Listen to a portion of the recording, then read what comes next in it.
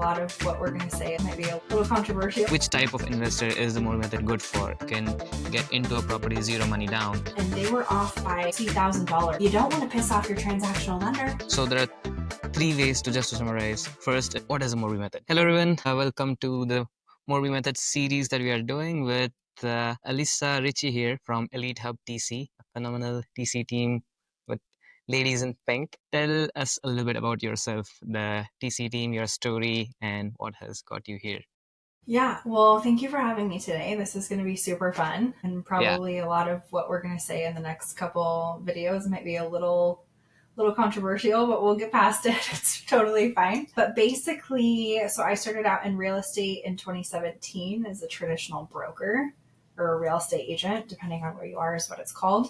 And quickly realized I kind of liked the operation side, more leadership side. So I started working for the office versus an actual team. And then I transitioned to a team and worked with a rainmaker and ran his team for a year and a half, 2 years before COVID hit. And I was on maternity leave and then came back and he was like, nope, we're not doing this. So I slowly just kind of did real estate, myself for friends and family. And we started investing. So we bought rental properties in St. Louis. We started flipping houses. And so my diversity in real estate comes from just a bunch of different stuff and just trying to make stuff happen. So got connected with Pace Morby and Sub 2 in 2023. January of 2023 is when I joined Sub 2. And then connected with Pace that spring and really dived into the TC journey. When I started Sub 2, I knew that I was probably going to do more of that TC avatar. I was like, okay, I could be a unicorn agent, but does that make sense? And so TC is where I started and struggled with that until really I met Pace. So then I got included and taken under the wing of Pace and Molly. And so that's kind of where I started to flourish and grow. And so I did TC work there and then on the side for my company as well. And then slowly just started growing my team more and more. So now I think we have 12 of us, 13 of us on my team. And then I just do special projects for Pace now. So from broker doing alone to 13 people under you, what was the switch from active investor or broker to TC? What's well, like as a real estate broker or agent, I didn't love cold calling. That's really it. I liked going on the appointments, right? Like take me to the appointment and let me talk to the seller. I loved doing for sale by owners, but I didn't like cold calling. And so I was like, okay, I'm going to probably be more behind the scenes, the paperwork. I like the paperwork aspect, right? There's systems and processes to that. So you can just kind of, once you get your flow, you're just like, wham, bam, thank you, ma'am. And you can just do what you want, right? So I didn't like cold calling. I was like, wholesaling is not for me. I don't want to pick up the phone, which now with the connections I have, right, we're kind of doing more reverse wholesaling on the team. And we are doing some wholesale, but it's not the cold call dynamic that a lot of people think about. So that for me, I was like, I wanted to be able to do something also that I can still be at home with my kids. And, transaction coordination just allows you to do that. There's pockets of time where it's busy. And now granted, fast forward, now I'm building a business. That's totally different, but I'm still at home with my kids. So that was the main thing. Building the business, and now you are also an owners club. So that's going to also accelerate that. So yeah. Amazing. Exciting times. So since you have the TC experience, we wanted to talk about Morby Method specifically. So let's dive into that a little bit. What is a Morby Method? Great question. So this is how I'm going to say, this is my little mini disclaimer. All of what I'm going to say is going to be my opinion and through my experience. I'm no expert at Morby methods. Don't get me wrong. There's people that are way better at them than I am, but this is just my opinion. So how I view a Morby method is basically when a seller wants a lot of money up front and it makes more sense to go get like a DSCR loan to get that down payment and then figure out how to satisfy the rest of the seller's purchase price. But basically it's usually when the seller wants a lot of money up front. In a seller finance situation, then larger down payment, that's when they would go for it. Which type of investor is the Morby Method good for? If I am brand new, I'm starting out. Nope. Nope. I'm going to say and this is from my experience, right? I've had a lot of newer investors come in, and there's a lot of chatter about Morby methods, right? Okay, I want to do a Morby method. Oh my gosh, a Morby method. It sounds so cool. I think Morby methods are for seasoned investors. They have to know what they're doing. There's a very fine line in it being, I'm just going to say ethical and not ethical. And I think a new investor doesn't have the negotiation skills. They don't know, how to disclose full transparency in this type of transaction. And so for me, they have to be a seasoned investor. We obviously have tried to help newer people do that, and they just end up canceling, and there's just a dumpster fire, right? We fired clients because they're not going to do it right the right way, right? And that's just part, kind of ties into like me as a business owner, right? Of like, I have to protect myself, and when I'm getting counsel saying, hey, this isn't structured correctly, and the buyer and seller don't want to change the structure, I go, you know what? There's a right way to do it, and I'm out here. So I really want to work with seasoned investors that know what they're doing, and understand and can pivot and change and go, okay, you know what? Actually, you're right. I lost sight of it. Okay. It's been fully transparent to the seller. The seller understands, everyone's on board, right? So for me, seasoned investors, I know it's like a hot topic word, but there will be a time when everyone can do it, a Morby. Just don't rush into it. It should not be your first transaction. And I think a lot of times it gets hyped up because it's popularized as a strategy where you can get into a property zero money down. And while it Totally. is true, you first, as you mentioned, need to find the right property, and negotiation skills definitely come first. Yeah. And I think exactly what you said, zero down. And I think there's such, getting into real estate, you're like, oh my gosh, I can get into real estate for zero down. You can also get into real estate for zero down on different types of deals that aren't so complicated. And so it's like everyone wants to do it. And it's like, okay, we gotta almost slow down to speed up a little bit. And then for me too, um, you just gotta know what you're doing. Right. So maybe we can break that down a little bit. You mentioned it's a complicated process. So what is the complicated piece of it? And we can also talk about how to Hmm. structure it ethically, or how it can get non-ethical or even Yeah. borderline illegal. Yeah. So, a big thing that happens when we do Morby method consults, and you will be able to speak to this too, right, as a transactional lender. But when we are doing the Morby method consults and we're working through the numbers, and I've got my transactional lender, awesome. Okay, cool. Perfect. What's their return? You got to calculate all of that stuff in there, right? You can come in with zero down, but depending on the structure, and I know we'll get into this, right? So this is going to be very high level to start. But depending on the structure, some of those funds have to go to the seller. Like the one that we just backed out of, this is this case study of this, but they came to us with the amount for the transactional lender, and we were awesome. Cool. We reworked the numbers and added in all the fees, and they were off by $60,000 of what needed to be brought to the table. Does the transactional lender know that they need to bring in an additional $60,000? I don't know, right? But then you got to think about it from the lender's aspect, right? Okay, down payment is $50,000. Cool. Where is that $50,000 really going in that down payment? Because some of it does go to the lender. So are they really coming in with zero down? Because as a transactional lender, I would want all of my funds back. And then they don't have plans to pay back their transactional lender. So that's a big thing, right? Okay, cool. Let's just say they borrowed 50 for easy numbers, but let's just say 20 of it, again, easy numbers, has to go to the lender. They have their fees. They've got the appraisal. There's all the closing costs. How are you going to pay back that $20,000? Because that transactional lender wants $20,000. So then in my world, are you really coming in with zero down? Mm. Because you got to make sure that your transactional lender is whole. Like to me, right, as a TC, like that relationship has to be whole, seller has to be whole. And so I think it comes back into that full transparency of, hey, seller, like I want to make this work. You want a big down payment. Let's figure out the best way to make this win-win for all parties. And I think the biggest thing, especially for new investors, is they don't know when to walk away. It's maybe not a good deal. That comes down to it too, of like, I know you want your first deal. I know you want your deal.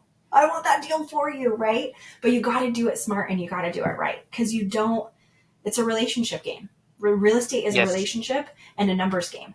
So you don't want to piss off your transactional lender. Dude, they have money to help you go do more deals. Don't piss them off. Don't piss the seller off, right? Because like you're going to be borrowing money from them. So you got to have a good relationship with them. And then you don't want to screw yourself as the buyer. Yeah. And what I have seen happen too is the borrower comes in, especially if it's a new investor, they know theoretically this is how it works, but they miss all these little costs. And when we ask for the closing attorney, hey, what does the HUD look like? What is the clear to close amount? How much we need to bring in? And do you have the spread? And even in that stage, they structure it so tightly that there is no space for bringing any consultation in.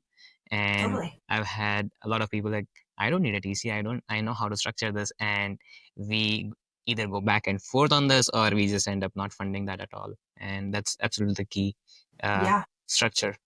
Well, and then I think too, there's been other ones where we've worked on, and you know, you break it down and you're like, your cash flow is $400 because of the exit. And you're like, to me, as air conditioning goes out on that puppy, and you are like just in the hole, right? Into the hole. Yeah. And so it's like, it also has to be an appropriate exit strategy that makes sense. Like you have to have reserves.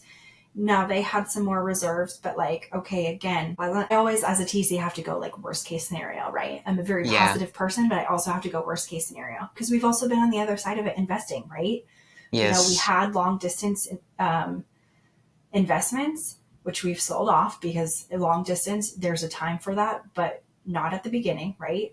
So long distance investment and your property management company isn't taking care of the property like they should be. Okay, cool. A 2-month rehab turns into 12 months and you've just hemorrhaged all of your resources. Yeah.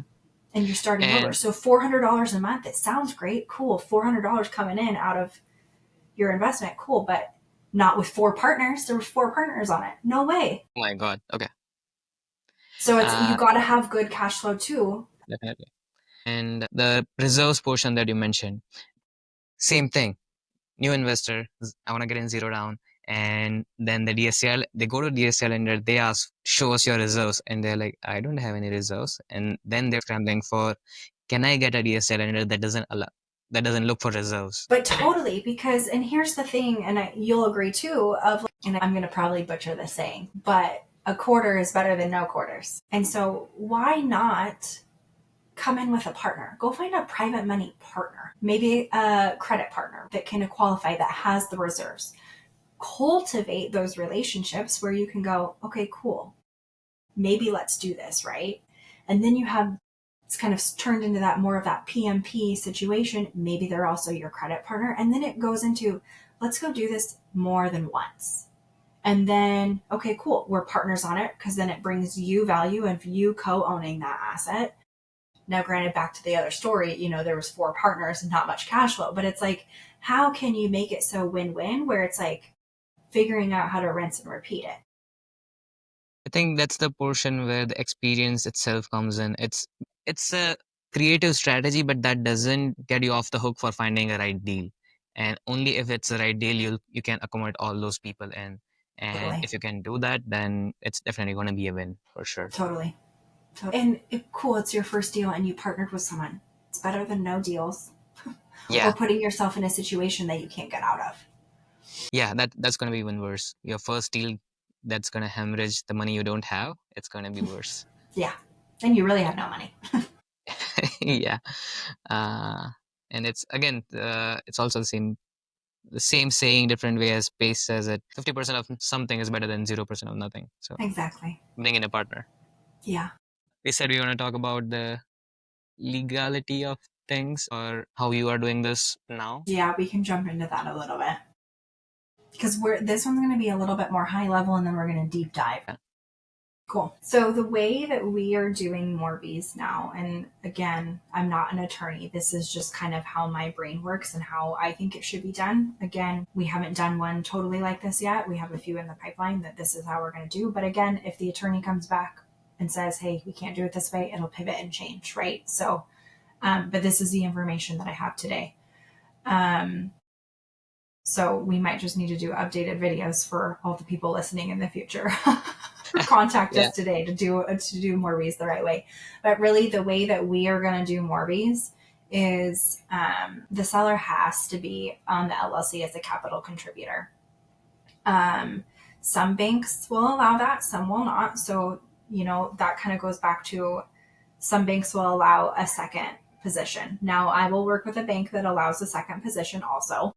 I am still working on that resource list for myself. I know we talked offline, and that will be huge, right? Of lenders who allow a second position. But really, it needs to be transparent up front of, hey, seller, I want to get you your money. However, I'm going to need a DSDR loan, and we're going to have to buy that together as partners on a joint LLC. And via the operating agreement, it will explain how your seller carry payments are going to be made. And it's not really even called a seller carry, right? So like if we did an LLC together, and again, not an attorney, this is just how my brain works. An attorney will correct me if I'm wrong, and I can't wait to hear that, right? But if we go and buy a property together and I owe you money, right? Via the operating agreement, we're partners, but I'm going to pay you $200 a month to be my partner, basically. And I know that that's not the verbiage, but that would be the seller carry portion. And then when that balance is satisfied, you can do a resolution to the LLC and take the seller off. Now, both sides will argue, right? Well, the seller's not secured to title, but he's secured via the operating agreement of the LLC. And so that's one way. And then another way is, hey, seller, I really want to help you, but I can't do a second position because the lender won't allow it. So one, we can find a lender that'll allow a second position and just might take more time. Again, no rushing. Mhm. Or here's another thought, and this again is all raw data coming in from how things are changing, is maybe they only record that deed of trust for that second position if there's default happening, right? It could be held by a servicer. So a third-party servicer could hold that, and payments to the seller are happening. And if default happens, they're going to go record that themselves, right? And then obviously the easy one is just finding a lender that allows a second. But a lot of people, it turns gray really fast when you have a seller carry addendum maybe showing up later or right after closing and it gets recorded. Ultimately, I kind of know a little bit of the lending side and more the real estate side, but people go get HELOCs all the time, right, on their purchases. To me, I kind of view it the same, but it can turn gray very fast if there's not full transparency with the seller in the timeline. And a lot of DSCR companies are figuring out that people are securing seconds, and that's not supposed to happen. I think, and depending on the lender, it's like 12 months. So is it a delayed seller carry? Possibly. Really depends on what that lender needs. And so, but lenders are now going after and figuring out who is secured, and they're starting to call them due. And so my job as a transaction coordinator is to protect all parties. And so we're going to figure out, okay, the lender doesn't allow the second. What are the other remedies to make this happen? What are the attorneys saying about it, right? If an attorney will, secure a seller carry a year later, okay, what's a payment plan? How do we protect the seller and their payment plan? Is it servicing? At the end of the day, it just needs to be protected for all parties. And I think a lot of times investors get all worked up on their side. But at the end of the day, you're buying the seller's property to help the seller. It also helps you, but you got to protect your seller too. Yeah, and as you said, transparency is the key. Everyone, I think it would more come down to the intention. So HELOCs are fine, but you never intended when you went out and took the loan with the DSCR that you're going to take a HELOC right after. But Yeah, here exactly. we're starting with that point. So, um, and I know so that there, and like we've talked about, there's lenders that allow seconds. So go there first. But what happens if you can't qualify? You got to figure out how to protect that seller. And so I'm still working to, figure out the best way. But when all of this started kind of happening, I was like, the LLC and the operating agreement to me is the best way. But that's just my opinion. Mm-hmm. So there are three ways to summarize. First is seller becoming the partner going on the LLC. Second is in case of a default, second note being recorded. and I'm gonna need some explanation on that. I don't quite understand that. Yeah. And third one, delayed seller carry. Yeah, the third one would be delayed seller carry. And then the fourth one would just be finding a lender that allows a second. That's And gonna I be the know that best. there's resources out there. This is just my trial and error in my opinions. But the number 2 is the recording if default. So basically, what would happen, diving into that, do you want to dive in it today or dive into it at a different time? We can do it later. Okay. We can do a more specific one on that. So this is all pretty technical, pretty detailed stuff that we will be diving into at the later stage. For the introduction part, is there anything you want to add for just to tie a boat to this session? No, I think the biggest thing is just stay tuned because we're going to deep dive into it and it might change week from week, but we're going to find it out. Awesome. Right. If you guys have any questions, feel free to drop them below. Reach out to us on Instagram. We'll have the handles in the description part. And see you guys in the Make it a next one. fantastic day.